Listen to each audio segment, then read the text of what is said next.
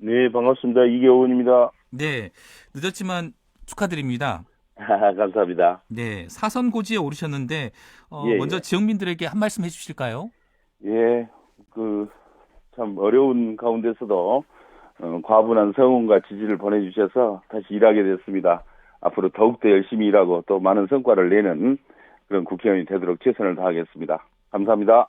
네, 사선 중진 의원으로 이제 김대중 정치인을 계승하고 호남 정치를 복원하는데 최선을 다하겠다라고 이제 언급을 하신 걸로 알고 있는데요. 예, 예.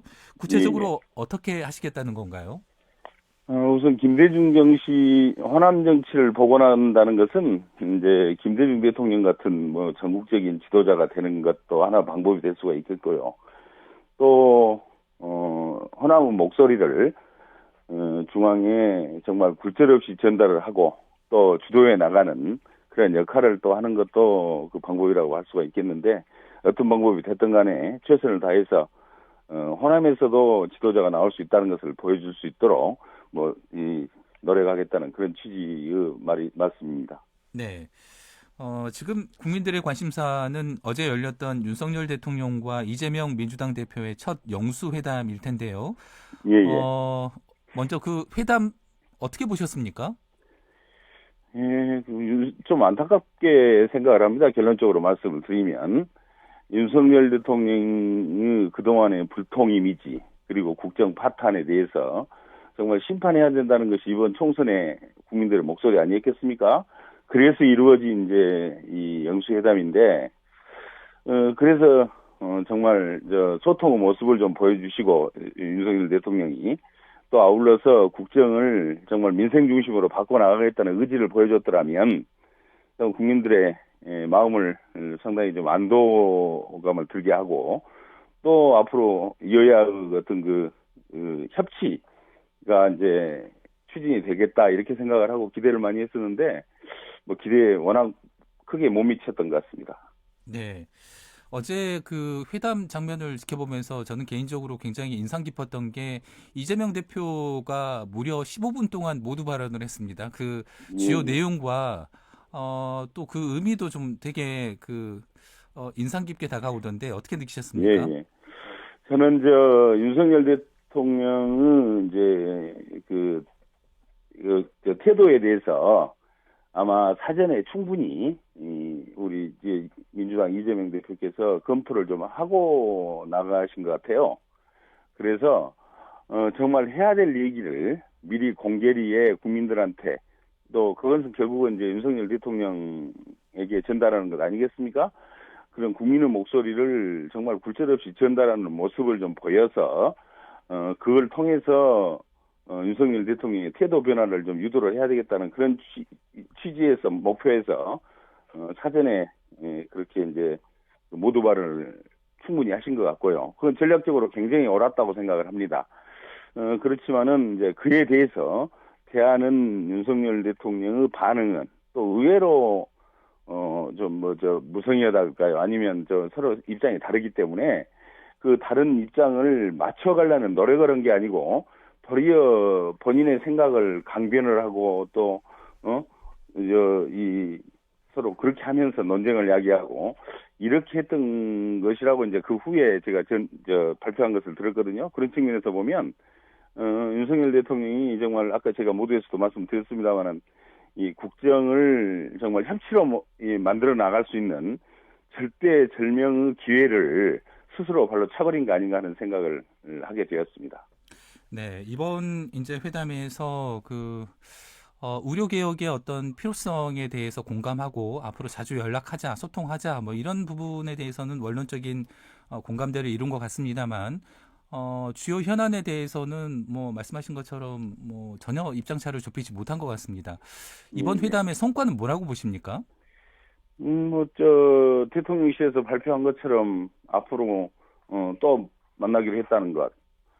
그게 이제 가장 큰 어떻게 보면 이제 이렇게 이제 이러한 모습을 끝내는 게 아니고, 일회성으로 끝내는 게 아니고, 뭐 정리를 할지 어쩔지는 모르겠습니다만 앞으로도 계속해서 여야, 대화의 창구를 열어가겠다. 뭐 그런 정도가 성과인 것 같고요. 굳이 또 하나 더 덧붙이면 방금 말씀하신 대로 의료 계획과 관련해서 정말 함께 여야 정이 같이 나서서 해결을 해 나가고 그렇게 해서 국민들이 좀 안도할 수 있도록 만들어야 된다. 이런 점에 있어서는 뭐 어느 정도 의견 일치가 있었던 것으로 보여집니다. 그래서 굳이 뭐 그것도 성과라고 하면 성과니까요. 뭐 그런 정도가 뭐 얻었던 점 아니냐 이렇게 생각하고 있습니다.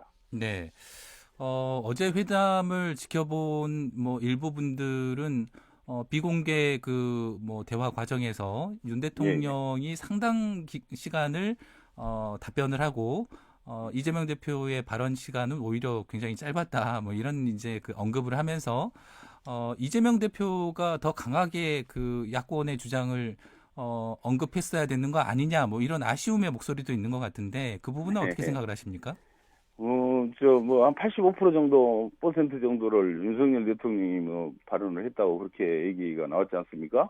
그것도 많이 줄긴 준 거예요. 보통 한 95% 한다더니, 뭐, 어제는 한 85% 했다 그러더라고요. 어쨌든 뭐, 그 말씀을 드리려는 것은 아닌데, 그런 취지에서 보면, 윤석열 대통령이 처음부터 마음을 열고, 야당 대표의 그 말씀에 대해서, 그걸 좀 전향적으로 받아들이고, 그렇게 해서 민생 회복의 기회로 삼아야 되겠다는 그런 의지를 전혀 갖고 있지 못했던 거죠. 그러다 보니까, 이재명 대표의 모두 발언에 대해서 계속해서 이제 본인 나름대로 논리를, 뭐, 얘기를 하고, 또 강제하고, 뭐, 그렇게 하는데 시간을 거의 보냈지 않느냐. 저는 그렇게 받아들이고 있습니다. 네, 그렇다면 이제 뭐 저 민주당의 총선 공약이었던 뭐 1인당 25만 원의 긴급 민생 회복 지원금이라든지요. 아니면 뭐 이태원 참사 특별법, 뭐 최혜병 특별법 등 뭐 산적한 현안 처리는 결국 뭐 다시 원점으로 돌아가게 되는 건가요? 뭐 어떻게 되는 건가요? 우선 저 민생회복 지원금 25만 원씩 전 국민에게 이제 지급을 하자는 건 이제 경기를 그렇게라도 해서 살려보자는 취지 아니었겠습니까? 그에 대해서 이제 윤석열 대통령은 현재 정부에서 소상공인을 위한 여러 가지 제도적인 지원을 지금 하고 있다. 그래서 이러한 걸 내실 있게 잘 해나가겠다 이런 취지로 이제 답변했다는데 그것도 사실은 충분히 민주당에서 사전에 검토를 했었습니다. 지금 현재 정부가 소상공인 정책자금 그리고 이 고이자 대환대출 뭐 이런 것들을 추진은 하고는 있는데 그게 기대에도 미치지 못하고 규모도 굉장히 뭐 그렇게 많지 않거든요. 그래서 그 사업만 가지고는 도저히 경기 회복에 커다란 직접적인 도움을 주기가 쉽지가 않다. 이렇게 판단했기 때문에 이 민생회복 지원금을 전 국민에게 이제 보편적 지원으로 해서 경기를 좀 진작시켜보자 그런 취지로 발언한 건데 이재명 대표 그러한 취지를 뭐 충분히 윤석열 대통령이 이해를 못 하신 것 같더라고요. 그래서 이제 그렇게 결과가 된 것 같고요. 이태원법이나 또 최상병 특검법은 민생이라기보다는 이제 현재 뭐 그 국민들의 마음을 어루만져주는 그런 이제 법안들 아니겠습니까? 그런데 이제 그러한 법안에 대해서도 정말 부모 마음에서 전향적으로 다가서고 이해하려는 노력이 필요한데 그런데 워낙 그 공감과 감성 능력이 좀 떨어지신 거 아니냐 이렇게 저는 생각을 했습니다. 네. 그럼 뭐 앞으로 이제 특검법이 혹시 이제 국회를 통과하더라도 윤 대통령이 또 거부권을 행사할 거다 뭐 이렇게 전망을 하시는 건가요? 이제 최상병 그 특검법하고 이태원법은 또 이제 재통과를 지금 5월 중에 민주당에서 지금 시도를 하는데 이제 통과가 됐다고 가정을 해보면 이런 정도까지 국민들의 저 뜨거운 이 요구가 지금 가열차게 일어나고 있는데 아무리 그래도 부모 마음이 조금이라도 있다면 다시 또 그 거부권을 행사해야 하겠습니까? 그렇게 생각을 하는데 워낙 예측이 안 되는 분위기에서 또 어떨지는 모르겠습니다. 네. 뭐라고 단정 짓기가 곤란하네요. 네. 말씀하신 그 5월 국회 개회는 뭐 지금 어떻게 이루어지는 건가요? 지금 그 국민의힘에서는 5월 2일 날 그러니까 내일 모레 네. 일단 저 민주당이 이제 국회 개원을 요구를 했습니다. 그래서 이제 국회는 열리는데 저 국민의힘이 참여를 할지 국회에 참석할지 어쩔지는 뭐 저희들도 지금 예측하기가 좀 곤란하고요. 지금 나오는 얘기로는 뭐 불참할 것으로 보여져서 민주당 단독 회의가 될 가능성이 많습니다. 그 회의를 통해서 어쨌든 최상병 그 특검법하고 이태원법을 좀 통과시킨다는 게 우리 민주당의 기본적인 방침으로 지금 현재 그렇게 나와 있습니다. 네. 국회의장이 5월 국회 뭐 개회를 뭐 하겠다라고 결심을 한 건가요? 민주당이 요구를 했으니까 이제 일단은 5월 2일은 받아들이는 것으로 그렇게 알고 있습니다.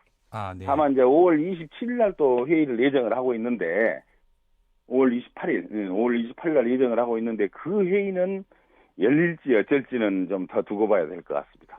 네. 이번 5월 국회에서 이제 지역민들의 또 하나 관심사가 양곡관리법 통과 여부인데요. 예, 예. 양곡관리법은 어떻게 통과가 될 가능성이 있는 건가요? 재의결 이제 해야 되니까 이제 그것도 약간은 양국관리법은 일부 이제 개정안을 별도안으로 냈기 때문에 통과는 될 것으로 확신합니다. 네. 이후에 이제 거부권 행사 여부에 대해서는 또 이제 이제 거부권은 그 추후의 문제고요. 거부권을 행사해버리면 이 법은 이제 재의결 기회는 없는 거죠. 네. 이제 왜 그러냐면 21대 국회가 5월 29일로 이제 완료가 되기 때문에 21대 국회에서는 폐안이 될 수밖에 없는 거죠. 거부권을 행사한다면 그렇습니다. 네, 제가 이번 그 영수회담이 윤석열 정부 출범 이후 270일 만에 열리는 거라고 제가 잘못 말씀드린 것 같습니다. 720일 만에 열리는 걸로 다시 정정하겠고요. 이번 그 회담 이후에 이제 협치 물꼬가 트일 수 있을지 어떻게 전망을 하십니까? 지금까지 나와서 보이는 것을 보면 윤석열 대통령이 그런 태도 변화를 기대하기는 어려운 상황 아니겠습니까? 그러나 그래서 근본적인 협치로 가기는 어렵다고 저는 보고 있고요. 다만 방금 말씀을 드렸던 대로 계속적인 만남의 기회가 이루어진다면 여야 영수회담이 앞으로도 지속된다면 그러한 과정에서 조금이라도 좀 국민들의 마음을 어루만져 줄 수 있지 않느냐는 그런 조그만 기대라도 할 수 있다 이렇게 생각하고 있습니다. 네. 마지막으로 이제 광주 지역 당선인들은 22대 국회 광주 의원 모임을 발족했는데요. 네네. 전남 지역 당선자들은 지역 발전과 현안 해결을 위해서 앞으로 어떻게 대처해 나갈지도 궁금하네요. 광주도 나름대로 노력을 했겠지만 우리 전남 의원들은 21대 국회에서도 전남 도당을 중심으로 해서 자주 모였고요. 현안이 있을 때마다 모여서 좀 협의를 해왔습니다. 그래서 앞으로도 전남 도당을 중심으로 해서 현안이 생기면 즉각 그 모임을 갖고 서로 현안 협의를 해나갈 방침이고요. 그런 측면에서 보면 광주시청은 별도로 협의회를 만들어 가지고 운영을 하고 그럴 필요는 없다고 생각하고 있습니다. 네. 앞으로 협의를 잘 하도록 내실 있게 더 열심히 하도록 하겠습니다. 네, 오늘 말씀 여기까지 듣겠습니다. 고맙습니다. 네, 감사합니다.